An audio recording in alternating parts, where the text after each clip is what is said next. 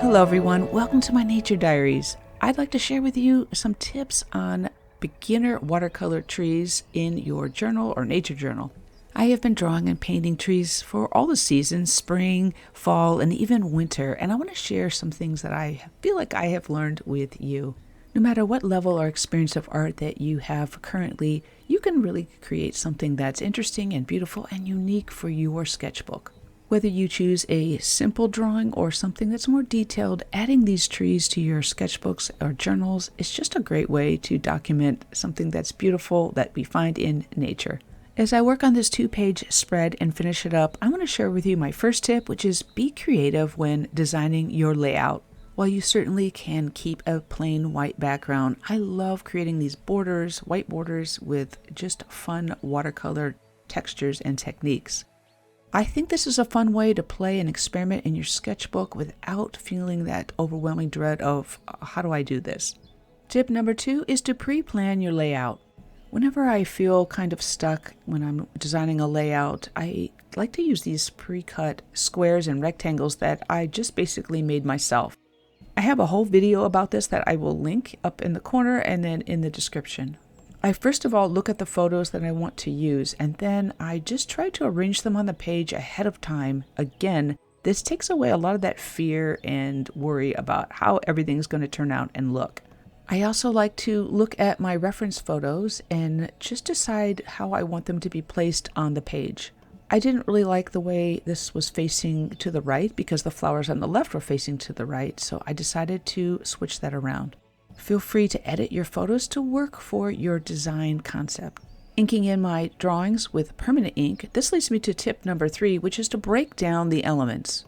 To be honest, if we want to learn about a tree or if we're curious about it, breaking down these elements of the tree are the best way to learn exactly what it is. The more time we spend in that drawing and painting as well, we are learning about it. We're just kind of looking at that photo constantly. We might be spending an hour looking at those leaves. The more we look, the more we observe, and the more we are going to understand a little bit more about what it is that we are painting. I really love this tip because whether you are breaking down a tree, plant, or flower, it's a great way to demystify and not be overwhelmed by all the details that we see when we're looking at a tree in front of us. I like to start off with a base coat of color, and I usually try to use the lightest color that I might see in whatever it is that I'm painting. I wanted to represent the fall leaves of this tree, and even though they're not the prettiest, I still enjoy the colors, which are gold and copper, from the way it is starting to be done for the winter.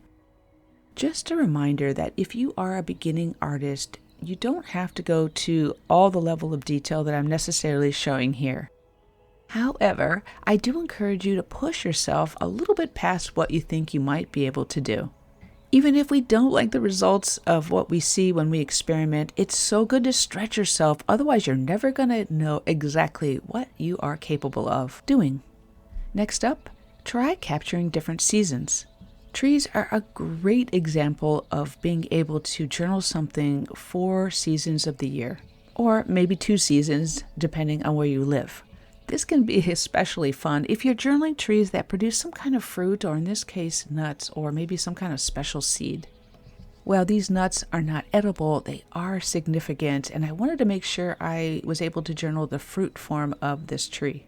I will eventually find the nut or seed of this fruit, and I'm going to add that to this journal as well, and I'll show you where I add my additions later on in the video. Using the same method that I used for the leaves above, I'm just adding some light layers to begin with and then gradually adding darker shades. Even though I am trying to match the colors as closely as possible, I'm also remembering that light makes a big difference, and even photos don't always accurately represent what this looks like. The main thing I'm trying to accomplish is to make it recognizable in my journal, so when I go see it under a tree again, I'll know exactly what it is. My next tip is to add basic details. Even if your drawing is more basic or simplistic, the most important thing to do, especially for nature journaling, is to make sure you're adding any kind of important small details. This particular fruit has some spiky parts, and a lot of them did wear off, you can tell from the photo, but I do know that they are spiky, so I wanted to make sure that I represented this.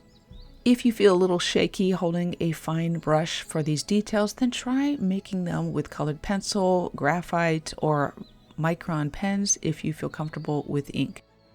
It's kind of a great shortcut, but it's also a fun technique and a very valid technique for your watercolor studies. That's also the beauty of a nature journal, is that it doesn't have to be so super technically correct. It can be very fun and experimental. Here I'm using a white Uniball gel pen just to kind of add a few more highlights. Adding these little basic details to whatever painting or drawing you're making is going to make all the difference when you are wanting to identify it later. My next tip is, when possible, try drawing from life. I found this twig sample that was underneath a tree from a local park that we have near us, and I just went ahead and picked it up and brought it home. Here I want to show you how you can take something that's from life and you could trace it. Now, I normally would freehand it because I am able to do that, but if you don't feel super confident with it, then go ahead and trace it. As I have said in many other videos, tracing was a way that helped me to see that I could actually become an artist, because I thought if I can trace, then I can draw.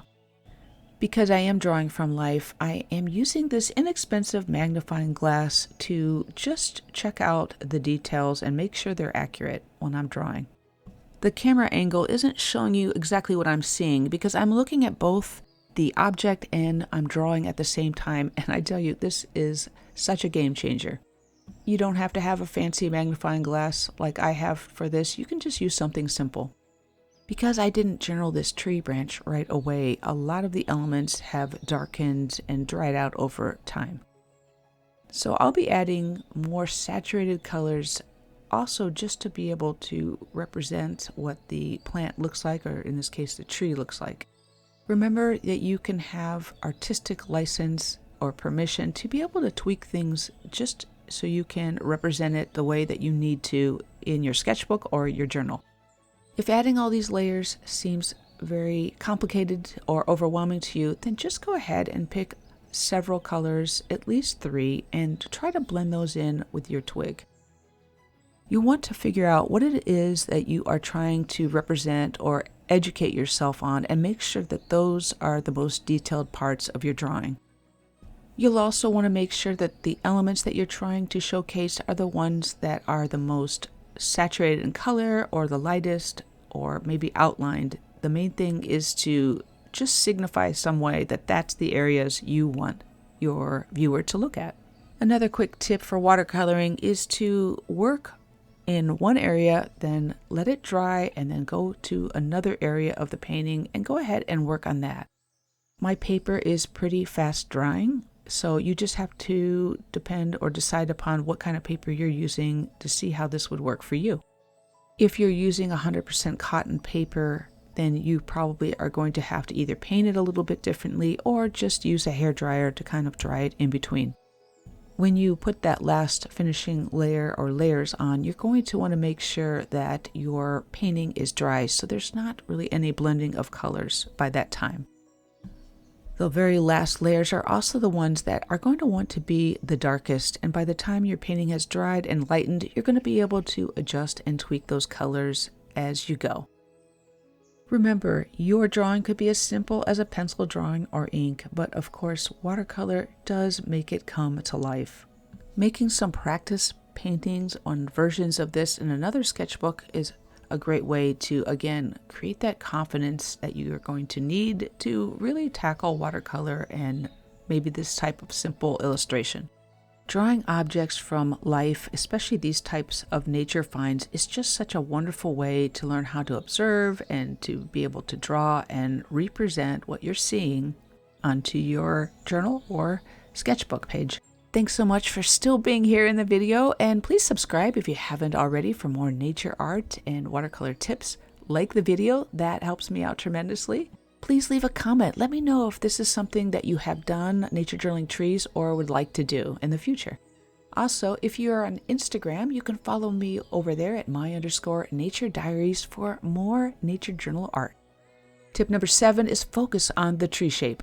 When we are actually drawing and painting these watercolor trees, we just want to keep it very simple because of the fact that we are basically looking at these trees from a distance. Of course, you can make it as detailed as you want, but for my nature journal, I don't really need to do that, nor do I want to. So the main thing that I'm trying to work on is focusing on the shape of the canopy of the tree. Here I'm showing a pyramidal shape and also a round shape. My next tip is to add different greens to show values and shadows. What I'm doing here is just starting off with some sap green, and then I'm adding some ultramarine blue to the sap green just to add those values or dark areas and shadows. I think the important thing is to not overcomplicate the painting or drawing and just keep it simple and don't think about it too much. If you need to, you can go ahead and draw that shape in pencil lightly and then just use your watercolors to fill out the circle or pyramid or whatever shape it is. Feel free to go outside of those lines as well. In those white spaces, I'm just adding some tree branches, and once again, you can do that either with your watercolor brush, or if you feel more comfortable, just go ahead and use a pen or micron pen for that. It's really important to observe either when you're outdoors looking at trees from a distance, or if you want to look at a photo, which is totally fine, to just see how the tree looks. And that leads me to tip number 9, is to keep that painting simple. Again, this is a great tip for knowing that you don't have to make anything super detailed when it comes to these little paintings or drawings. Keeping your painting simple and loose is a way to be able to just represent again this tree, but not overdo it or feel overwhelmed, of course, by the details. Just to let you know, I am going to be starting a members page here on YouTube for you, and what I'll be doing is showing behind the scenes or the long form version of some of these tutorials that I show on YouTube. The videos there will be a lot more unedited and in a longer form and in real time, so you'll be able to follow along and be able to journal something right with me.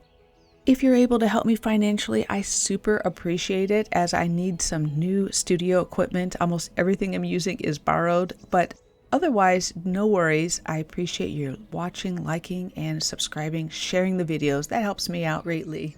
On the other side of the spread, I added a pocket where I added these little card inserts. I'll make sure to link this video if you'd like to see how I created this in the upper right-hand corner.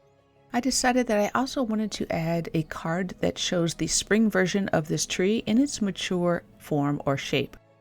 So what I'm doing here is just creating that little card of watercolor paper and adding in the background before I get on with the drawing. I'm now starting to think that I need to add some kind of pocket on every spread that I make because of the fact they're so practical, and I'm almost always finding out more information later on that I want to add to my nature layout. This is also where I'll end up adding a picture or painting of the seed when I find that as well. Since I've done all my practice paintings, all I have to do is go right in and just do everything that I showed you previously in the practice sessions. The first time I ever saw this tree, I was taking a walk in a local park, and the flowers were so huge that I had to go over and see, what is this tree? Because of that, I want to show a distance or far off view of the tree, as well as that close-up of the blossom cluster that I have on the left-hand side of the page. So I am making these blossoms or these blooms really big. I want them to feel large for the tree because, to be honest with you, they are pretty big. That's another tip for watercoloring trees, is to find trees that have some kind of interest to them, something significant that makes them a little bit easier to paint or draw. I could, of course, added this little picture of the spring tree to the main page, but I thought it would be kind of fun and make my journal more interactive by having these little cards. You could also carry some of these pre-made cards with you, or just boxes in some watercolor paper, and go ahead and draw these or paint these plein air, or when you're outside and you happen upon a tree or something you want to journal. Adding in these little cards to your nature journal spread or sketchbook is also a great idea for beginners. If you don't like how a painting turns out, you can do it over and over again until you find the one that you really like the most. By making these little practice thumbnails or sketches, it's another great way that you can make art and not feel intimidated, because if you don't like it, then you can do it again and try to get to the place where you like the tree or plant that you have drawn and painted. To finish this up, I'm going to just be adding some more of this green ink because I've inked in the other elements on these paintings, and so I wanted to match that up, and I love the effect that ink gives to watercolor as well. I hope something resonated or inspired you from this video, and let me know if it did, or if you have suggestions or tips on watercolor trees for your nature journal or sketchbook. Would love to have you subscribe, and also if you feel like it, to hit that super thanks button. I really appreciate all your support. Just remember, you are amazing and creative. Till next time, bye.